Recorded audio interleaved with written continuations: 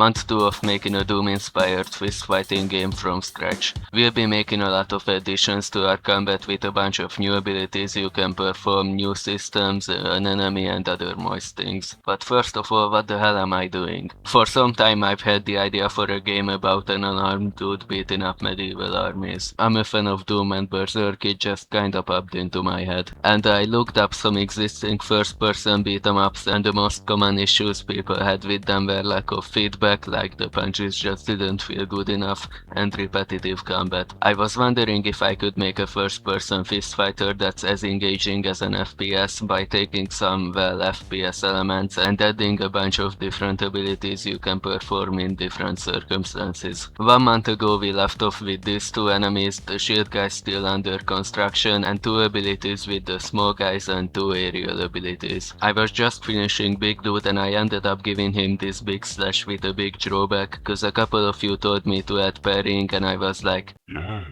Yeah, I could see that working. and what's parrying without big juicy attacks you can parry? Instead of immediately returning the damage, you collect it and then you can do stuff with it. With the right click you just do a boosted punch, with the left click you can uppercut them into the air and they explode at land, or not, depends on how high you send them and how much HP they have, and with a press up on the control key you just explode yourself up. I also made parrying a necessary step in ripping these shield guys in half, but more of that later. So yeah, this parry thing ended up pretty cool. I'll be also adding a parry powered kick of some sorts. I'm not sure what would make it different from a normal kick, but we'll see. Some of you also wrote that since we can pick up the enemies, I should make them usable as a melee weapon, which is also a great idea. Yeah, most of the stuff I add comes from you. Of course I can't add everything, but I like to take your suggestions if it makes sense. So when you're holding an enemy you can press Q, which is also the block button. I know it's stupid, it's gonna be changeable. To put it in your left hand, and like without the enemy you can do small attacks and big throwback attacks. At this time I got a bit bored of this terrain and I wanted my devlog things to be a bit more interesting visually, so I took some time to make a better test map with a nice wall and some green things and some trees. With this new map I could get a better picture of how the combat's actually looking, and even though the blocking added some great options, I still felt like fighting the shield guys without the smaller enemies was very repetitive. I looked through some past comments and I found this idea of ripping enemies in half, which I thought would work perfect for this. I didn't wanna make them rippable in half just like that, cause that would be way too easy to spam, so I made it only performable on shieldless ones after you perfect parry them. Then following the usual logic I made 2 attacks with them. At this point I was planning to continue adding more abilities, but a lot of you have asked for archers, and while ranged enemies are gonna be part of most encounters, so I thought it would be a good idea to have some around and make future abilities in a way that makes sense with them too. So I made the Schmiegeland model and the armor and stuff and spent most of the day trying to make their procedural leg animation work. It turned out buggy as hell, so I spent most of my next day reworking the leg movements from scratch, and now all the enemies are using that. Anyways, I finished up the archer and made their arrows parryable back. Of course, this too was your idea. And I made all the abilities you can do with the small guys doable with them too, because they are also small. Well, they are normal height, but compared to you they are small. However, I didn't feel like parrying arrows was very meaningful, as they are high frequency low damage attacks, so I gave them an explosive flame arrow they can shoot every once in a while that feels much better to send back into their face. Alright, now we got some enemy variety, let's continue making the combat more interesting. I wonder what could add some variety to all these punches.